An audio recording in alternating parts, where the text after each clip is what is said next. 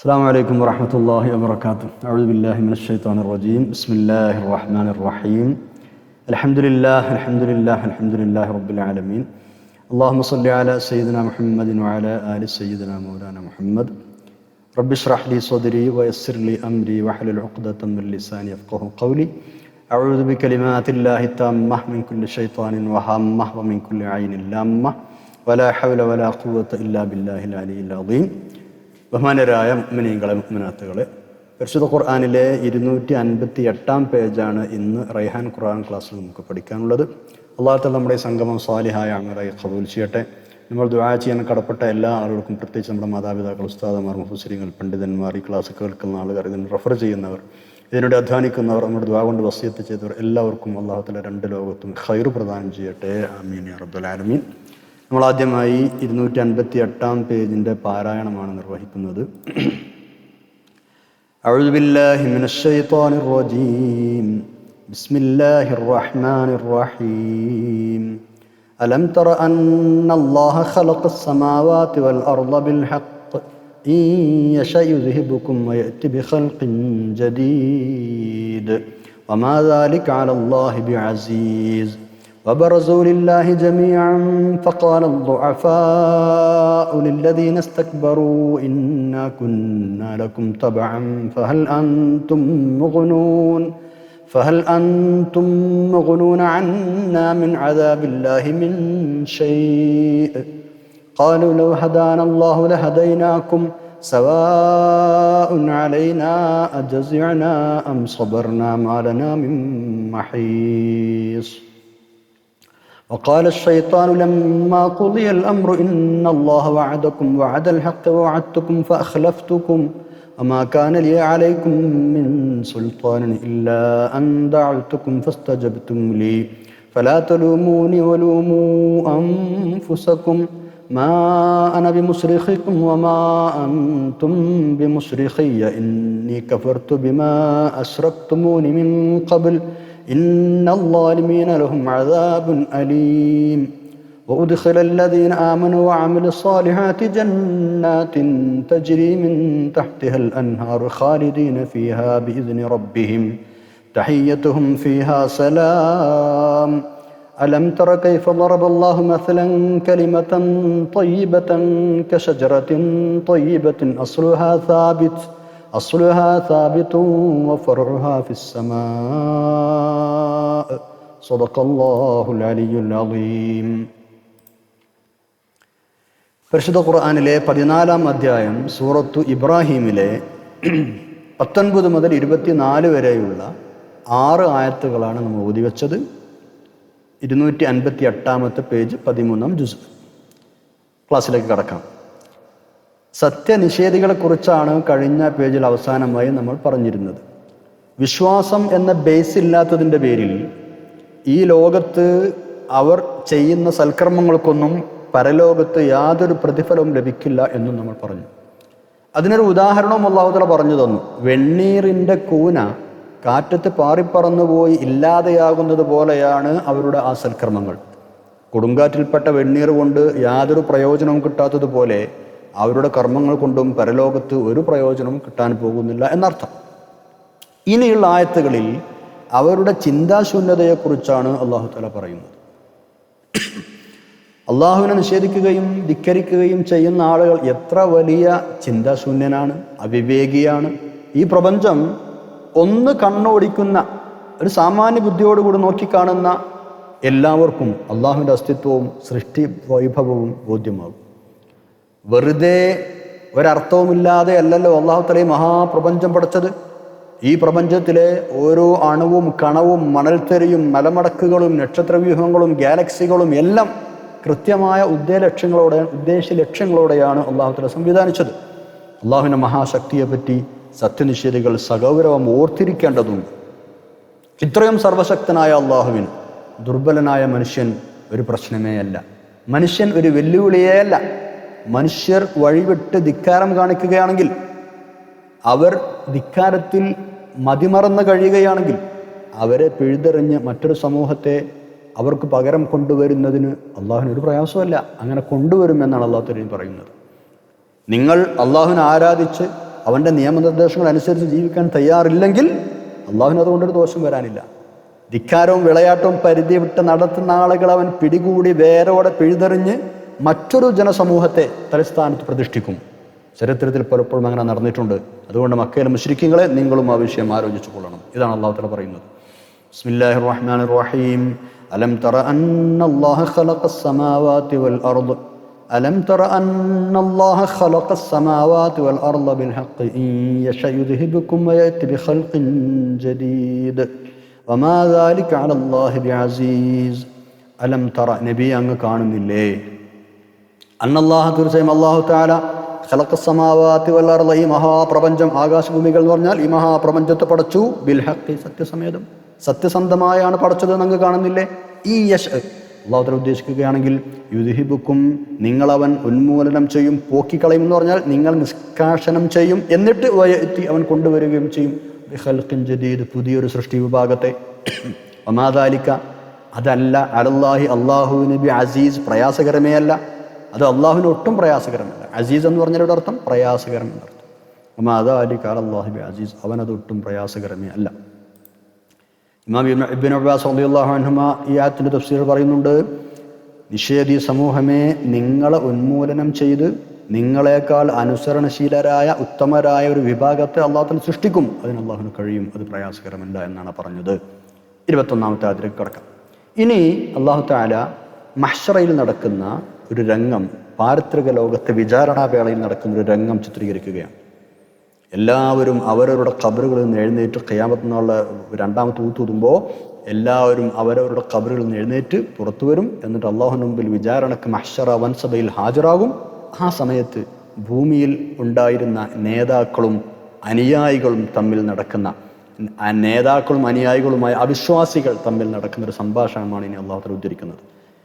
ബിംബങ്ങളെയും മറ്റുമൊക്കെ പൂജിക്കുകയും ആരാധിക്കുകയും ചെയ്തിരുന്ന ബഹുദൈവ വിശ്വാസികളും സത്യനിഷേധികളും ഒരു കാര്യവുമില്ലെന്ന് ബോധ്യപ്പെട്ടിട്ടും കിട്ടുന്ന പുൽക്കൊടിയിൽ പിടിച്ചു തൂങ്ങാൻ നോക്കുകയാണ് ഖിയാമത്ത് നാളിൽ മഹ്ശറയിൽ വെച്ച്. അവർ ഈ പറയപ്പെട്ട സംഗതികളോട് വാഗ്വാദത്തിൽ ഏർപ്പെടും, സഹായാഭ്യർത്ഥന നടത്തും. സ്വന്തത്തെ തന്നെ രക്ഷപ്പെടുത്താനാകാതെ ആ നേതാക്കളും ബിംബങ്ങളും അതിൽ മറ്റൊക്കെ എന്തു ചെയ്യാനാ? അന്ന് പാവങ്ങളായ അനുയായികൾ, ദുന്യാവിൽ നേതാക്കളെ പിന്നാലെ നടന്നിരുന്ന അവിശ്വാസികളായ അനുയായികൾ ചോദിക്കും നേതാക്കളോട്, ഞങ്ങൾ ഈ കുടുങ്ങിൽ നിന്ന്, ഞങ്ങൾ ഈ കുടുങ്ങിയ ഈ കുടുക്കിൽ നിന്ന് ഞങ്ങളൊന്ന് രക്ഷപ്പെടുത്തി തരാമോ എന്ന് അന്വേഷിക്കും. എവിടെ രക്ഷിക്കാനാ? അവർ തന്നെ ആകെ കുടുങ്ങിക്കിടക്കുകയാണ്, നേതാക്കൾ തന്നെ കുടുങ്ങിക്കിടക്കുകയാണ്, പിന്നെ അല്ലേ അനുയായികൾ രക്ഷിക്കുക?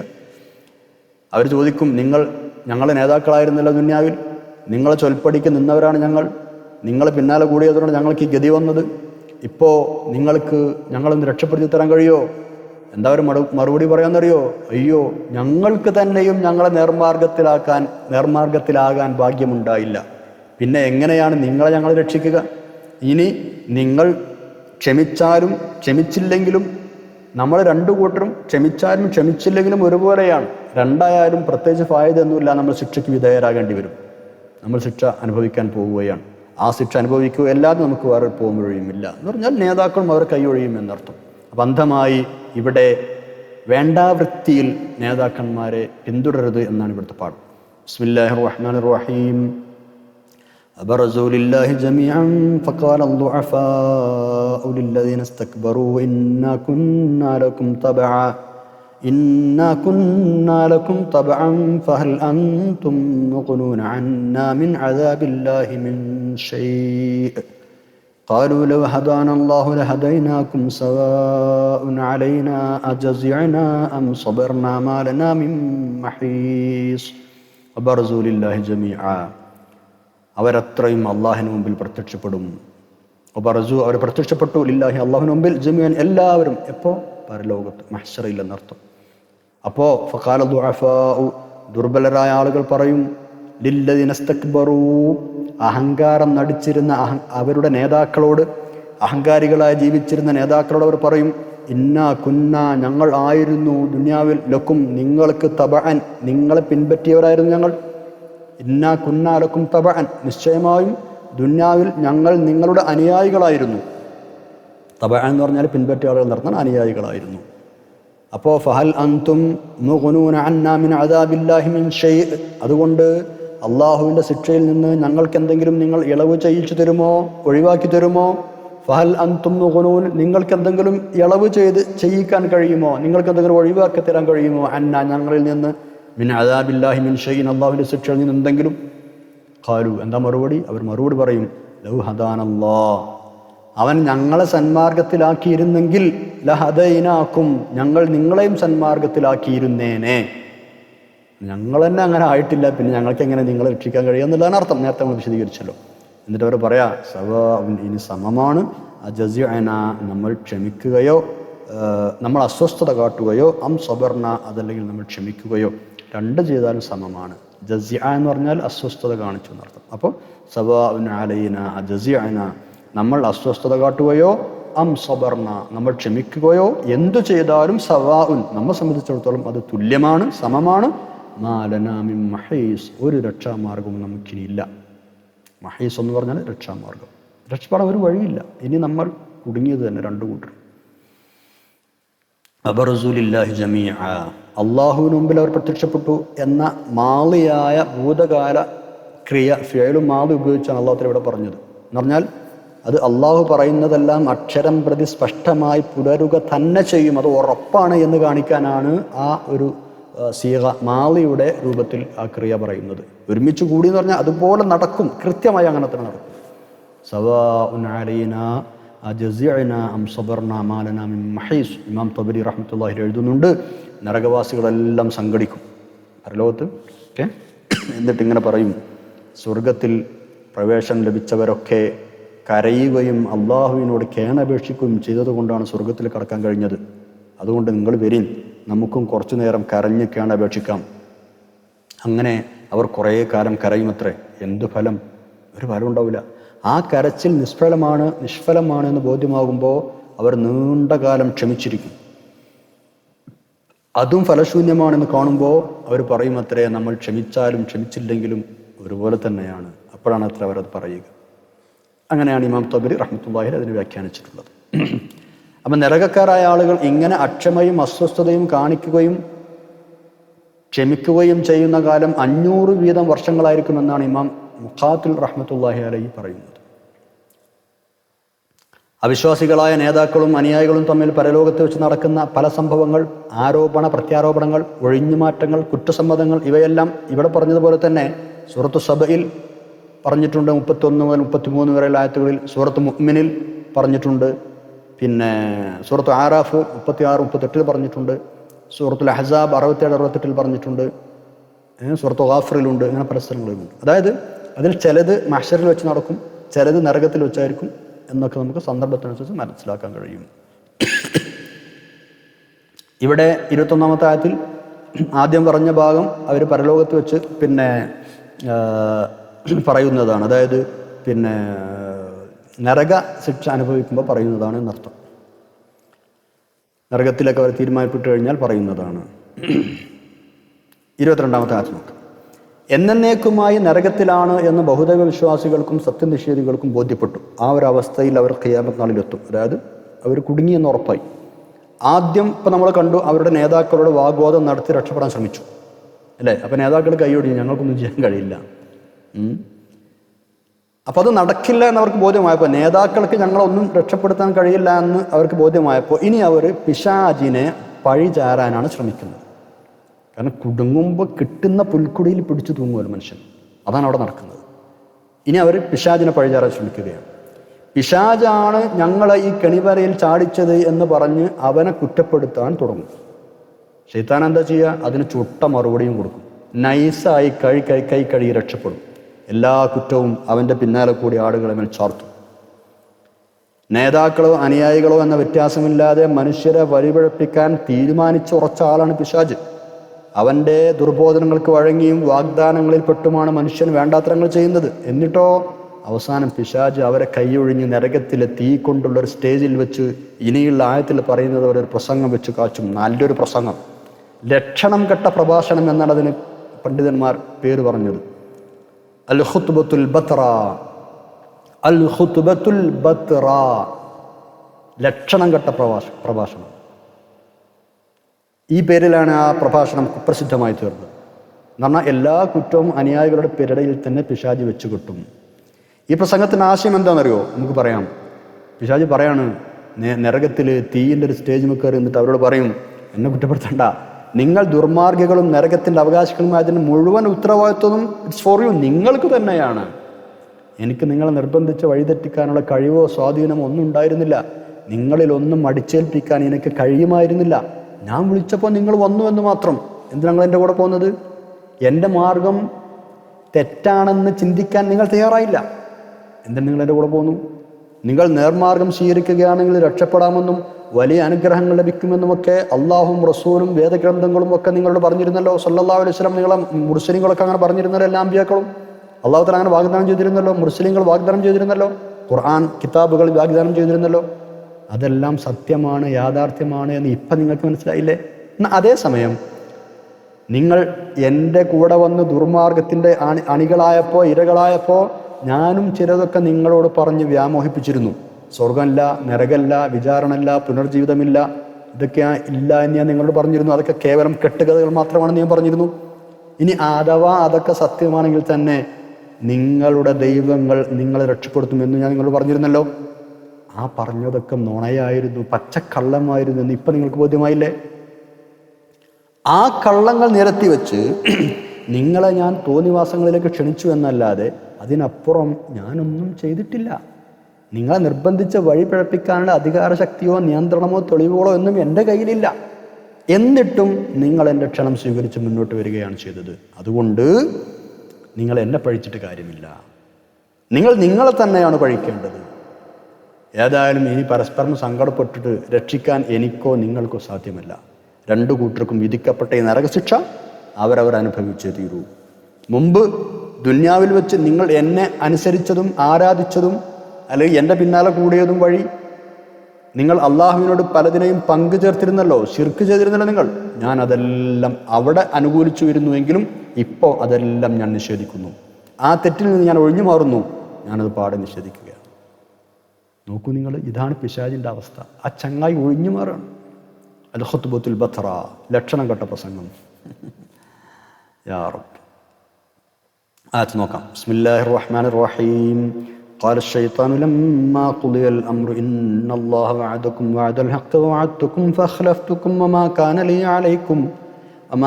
لي عليكم من سلطان إلا أن دعوتكم فاستجبتم لي فلا تلوموني ولوموا أنفسكم ما أنا بمصرخكم وما أنتم بمصرخي إني كفرت بما أشركتمون من قبل إن الظالمين لهم عذاب أليم.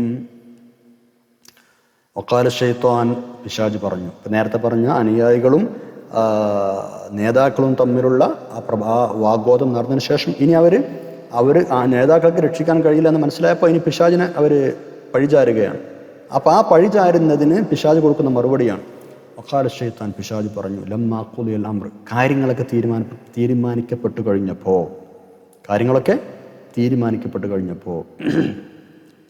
അതായത് വിധി പ്രസ്താവമുണ്ടായാൽ, എന്താ വിധി എന്നാണ്? സ്വർഗത്തിൻ്റെ ആളുകൾ സ്വർഗത്തിലേക്കും നരകത്തിൻ്റെ ആളുകൾ നരകത്തിലേക്കും എന്ന തീരുമാനം ഉണ്ടായി കഴിഞ്ഞപ്പോൾ അതാണ് ലമ്മാ ഖുദിയൽ അംർ. കാരണം എല്ലാവരും നരകത്തിലെത്തി. ആ സമയത്ത് നരകത്തിനുള്ള സംഭവം നടക്കുക.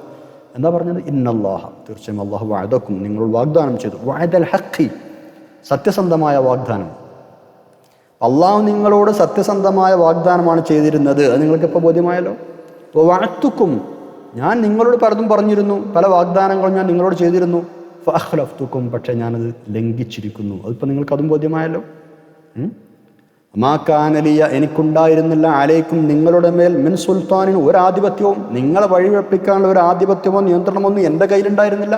പ്രമാണമോ തെളിവോ ഒന്നും എൻ്റെ കയ്യിലുണ്ടായിരുന്നില്ല. പിന്നെന്താ സംഭവിച്ചത്? ഇല്ലാ അന്താഴ്ത്തുക്കും, ഞാൻ നിങ്ങളെ വിളിച്ചു എന്നല്ലാതെ.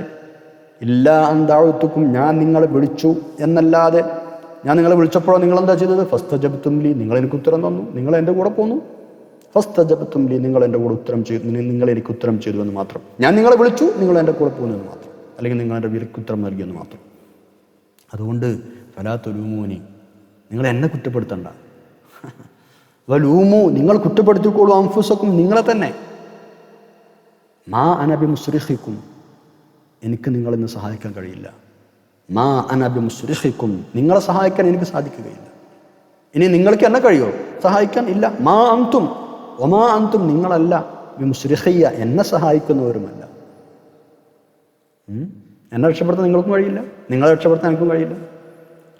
എന്നിട്ട് പറയണം ഇന്നി കഫർതു, ഞാൻ നിഷേധിക്കുകയാണ്, ബിമാ അശ്റക്തുമൂനി മിൻ ഖബ്ലു, ഭൗതിക ലോകത്ത് വെച്ച് മുമ്പ് നിങ്ങൾ എന്നെ അള്ളാഹുവിൻ്റെ പങ്കുകാരാക്കിയിരുന്നതിനെ എല്ലാം ഞാനിതാ നിഷേധിക്കുന്നു. മുമ്പ് ഭൗതിക ലോകത്ത് വെച്ച് നിങ്ങൾ എന്നെ അള്ളാഹുവിന് പങ്കുകാരാക്കിയിരുന്നതിനെ ഞാനിതാ നിഷേധിക്കുന്നു. അപ്പം ദുന്യാവിൽ ഞാൻ പറഞ്ഞതിനനുസരിച്ച് നിങ്ങൾ കുറേ ആളുകളെ കുറേ ബോധങ്ങളെ ആരാധിച്ചു, മറ്റൊക്കെ അനുകരിച്ചു, എൻ്റെ പിന്നാലെ കൂടി അള്ളാഹുവിനെ എന്നെ പങ്കാളിയാക്കി നിങ്ങൾ നിശ്ചയിച്ചു, അതൊക്കെ ഞാനിവിടെ നിഷേധിക്കുകയാണ്. എന്നിട്ട് അവൻ പറയാ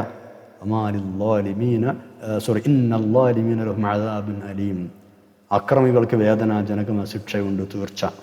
അതാ ചെങ്ങായി ദുന്യാവെന്ന് പറഞ്ഞിട്ടുണ്ടെങ്കിൽ നന്നായിരുന്നു അല്ലേ. അവിടെ പോയിട്ട് കള്ളന്മാരാണ്. പക്ഷെ അള്ളാഹു തആല നമ്മളോട് പറഞ്ഞിട്ടുണ്ട്, ഇവൻ നിങ്ങളുടെ പ്രത്യക്ഷ ശത്രുവാണ്, നിങ്ങൾ ശ്രദ്ധിക്കണമെന്ന്.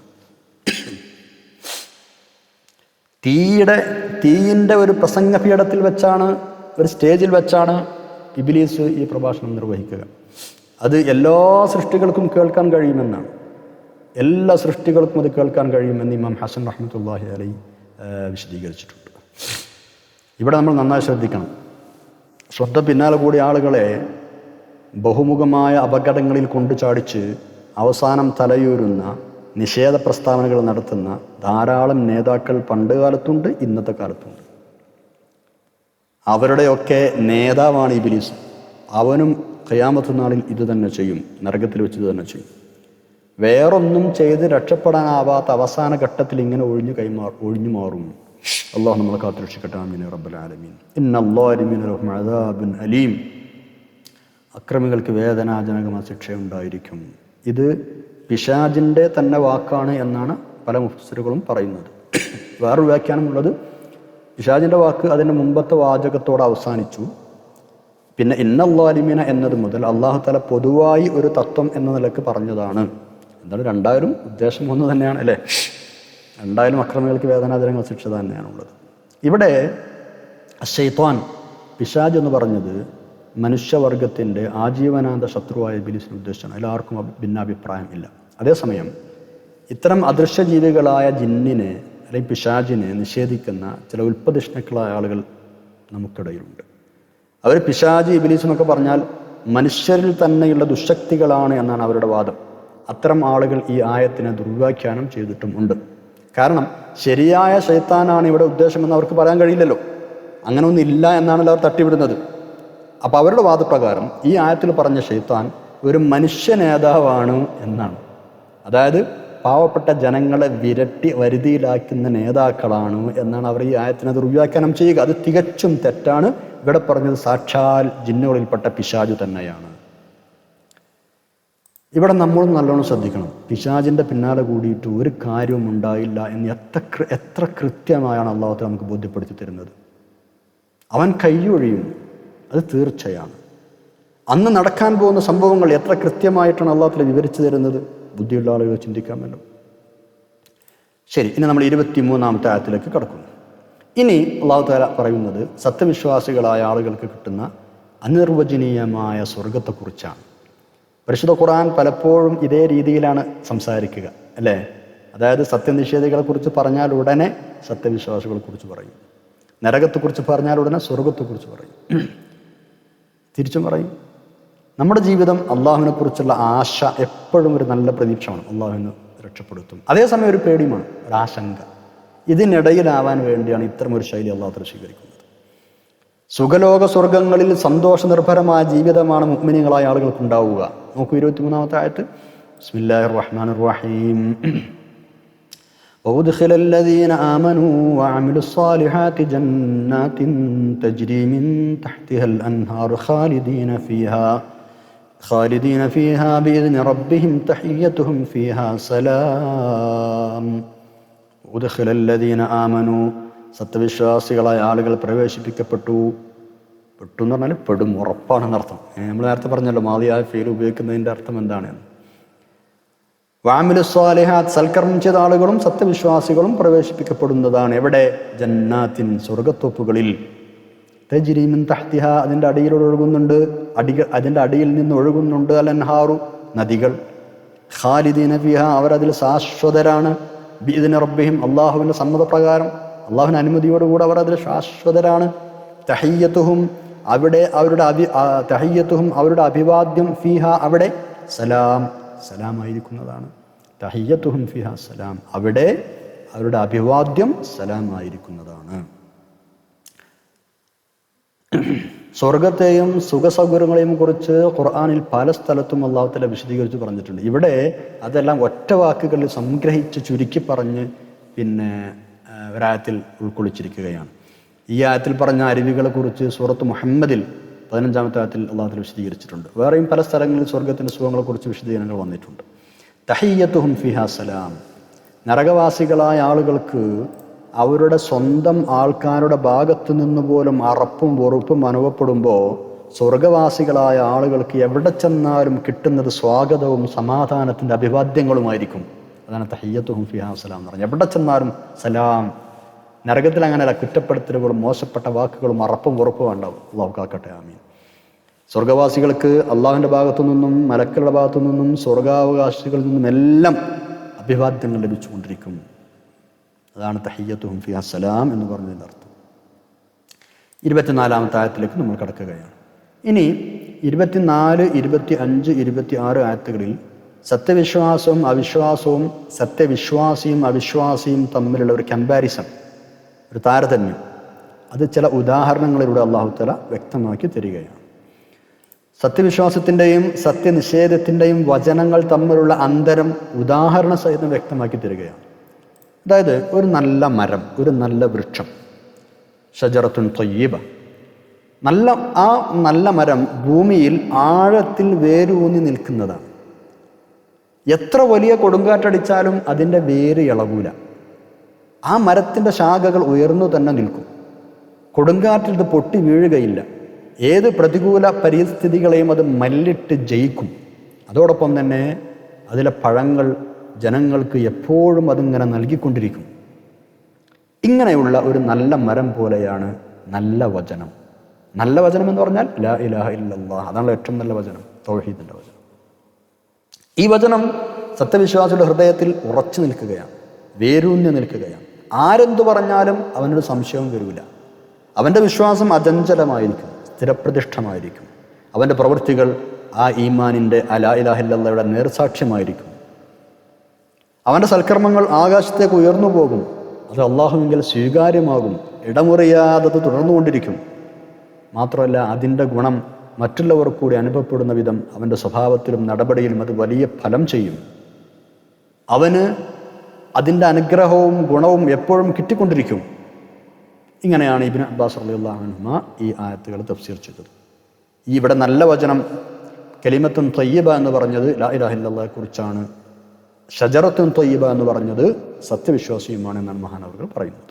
നോക്കാം ആയത്ത്, 24-ാമത്തെ ആയത്ത്. ബിസ്മില്ലാഹിർ റഹ്മാനിർ റഹീം. അലം തറ കൈഫ ളറബല്ലാഹു മസലൻ കലിമതൻ ത്വയ്യിബതൻ കശജറത്തിൻ ത്വയ്യിബത്തിൻ അസ്ലുഹാ സാബിതുൻ വഫറുഉഹാ ഫിസ്സമാ.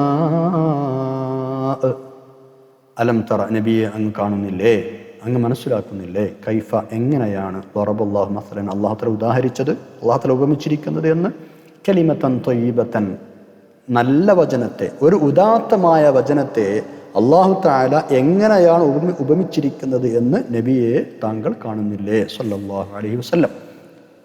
കശജറത്തിൻ ത്വയ്യിബത്തിൻ, അതൊരു ഉത്തമ വൃക്ഷം പോലെയാണ്.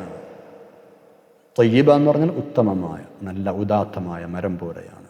അസ്ലുഹാ സാബിത്തുൻ, അതിൻ്റെ വേര് ആഴ്ന്നിറങ്ങിയതാണ്. എവിടേക്ക് ആഴ്ന്നിറങ്ങുക? ഭൂമിയിലേക്ക് തന്നെ ആഴ്ന്നിറങ്ങുക, അല്ലേ?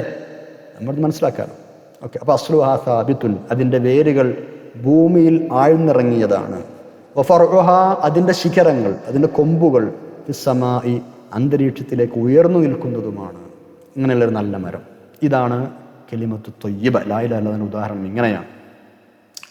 കലിമത്തു ത്വയ്യിബ എന്ന് പറഞ്ഞാൽ ഇവിടെ ഈ ആയത്തിൽ പറഞ്ഞ കലിമത്തു ത്വയ്യിബ. ഇനി അടുത്ത ആയത്തിൽ 26-ാം ആയത്തിൽ പറയുന്ന, അടുത്ത പേജിൽ 26-ാം ആയത്തിൽ പറയുന്ന കലിമത്തുൻ ഖബീസ. ഇത് രണ്ടും ഓപ്പോസിറ്റുകളാണ്. കലിമത്തുൻ ത്വയ്യിബ അതിൻ്റെ ഓപ്പോസിറ്റാണ് കലിമത്തുൻ ഖബീസ. ഇത് രണ്ടും പൊതുവായിട്ടാണ് അല്ലാഹു തആല പറഞ്ഞത്. അതുകൊണ്ട് തന്നെ വിശിഷ്ടമായ ഏതു തത്വങ്ങളും ഉത്കൃഷ്ടമായ സംസാരങ്ങളും ഒക്കെ ഇതിൽപ്പെടും. എല്ലാ നല്ല കലിമത്തുകളും ഇതിൽപ്പെടും. അതേസമയം കലിമത്തുൽ ഖബീസ എന്ന് പറഞ്ഞാൽ എല്ലാ മോശമായ സംസാരങ്ങളും പെടും. പക്ഷേ ഇതിൽ ഏറ്റവും മോശമായതും ഏറ്റവും ഉത്തമമായതുമുണ്ട്. മനസ്സിലാണ്ടോ? നല്ല വാക്കുകളുടെ കൂട്ടത്തിൽ ഒന്നാം സ്ഥാനത്ത് നിൽക്കുന്നത് ഏതാണ്? അത് തൗഹീദിന്റെ കലിമത്തായ ലാ ഇലാഹ ഇല്ലല്ലാഹ് തന്നെയാണ്, അല്ലേ?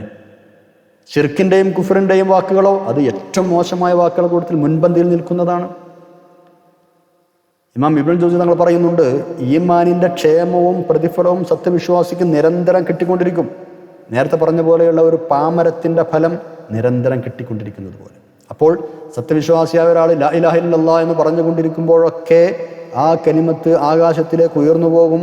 ആ മഹദ് വചനത്തിന്റെ ക്ഷേമാശ്വര്യങ്ങളും നന്മയും ഭൂമിയിലുള്ള ആൾക്ക് ലഭിക്കും. നേരെ മറിച്ച് നിഷേധിയുടെ കർമ്മങ്ങളോ ആ കർമ്മഫലങ്ങൾ അള്ളാഹുവിലേക്ക് ഉയർത്തപ്പെടൂല, മേലേക്ക് പോകൂല. കാരണം അവന് ഭൂമിയിൽ സുസ്ഥിരമായ വേരോ ആകാശത്തിൽ ശാഖകളോ ഇല്ല.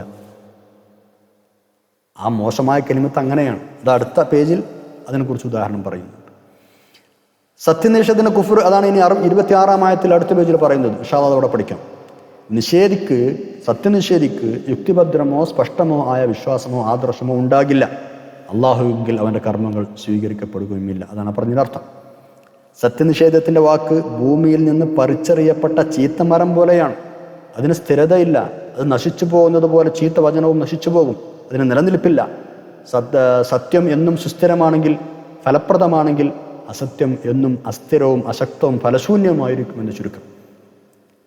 ഈ ദുഷിച്ച മരം എന്ന് പറഞ്ഞുകൊണ്ടുള്ള ഉദ്ദേശം വള്ളിച്ചെടിയായ ആട്ടങ്ങയാണ് എന്ന് മുഫസ്സിറുകൾ പറഞ്ഞിട്ടുണ്ട്. ഇൻഷാ അല്ലാഹ് അടുത്ത പേജിൽ നമുക്കത് വിശദമായി പഠിക്കാം. ഇത്രയുമാണ് ഇന്നത്തെ ക്ലാസ്സിൽ പഠിക്കാനുള്ളത്.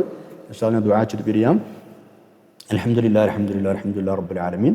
അല്ലാഹുമ്മ സ്വല്ലി വസല്ലിം വബാരിക് അലാ റസൂലിക സയ്യിദിനാ മുഹമ്മദിൻ വഅലാ ആലി സയ്യിദിനാ മൗലാനാ മുഹമ്മദ്.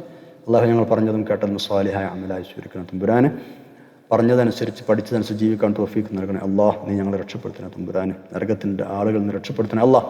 സ്വർഗത്തിൻ്റെ അഹലുകാരിൽ ചേർക്കണ റഹ്മാൻ. ഹിസാബില്ലാ സ്വർഗത്തിൽ കടത്തണേ തമ്പുരാനെ. ദാവാണ്ട് വസിയത്ത് ചെയ്ത ഒരുപാട് ആളുകൾ ഞങ്ങളുടെ കൂട്ടത്തിലുള്ള എല്ലാവർക്കും ഖൈർ നൽകണേ അല്ലാഹ്. ഞങ്ങൾ ഉമ്മാക്കും ബാപ്പാക്കും ഉസ്താദുമാർക്കും മുഫസ്സിരീങ്ങൾക്കും പണ്ഡിതന്മാർക്കും ക്ലാസ് കേൾക്കുന്നവർക്കും എല്ലാവർക്കും ഈ ഖൈറും സലാമത്തും പ്രദാനം ചെയ്യണം തമ്പുരാനെ.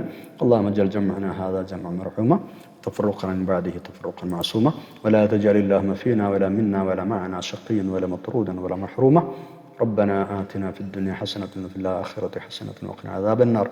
ربنا تقبل منا إنك أنت السميع العليم وتب علينا إنك أنت التواب الرحيم. آمين برحمتك يا أرحم الراحمين. صلى الله تعالى وسلم على خير خلق سيدنا محمد وعلى آله وصحبه أجمعين. سبحان ربك رب العزة عما يصفون وسلام على المرسلين والحمد لله رب العالمين. നിങ്ങളെല്ലാം ദുആ ചെയ്യണം. ഈ ക്ലാസ്സിൻ്റെ പ്രചാരണം പരമാവധി ഏറ്റെടുക്കുകയും വേണം. ജസാക്കുമുല്ലാഹു ഖൈറ. സുബ്ഹാനക്കല്ലാഹു വബിഹംദിക അഷ്ഹദു അൻ ലാ ഇലാഹ ഇല്ല അൻത അസ്തഗ്ഫിറുക വഅതൂബു ഇലൈക്. അസ്സലാമു അലൈക്കും വറഹ്മത്തുള്ളാഹി വബറകാതുഹു.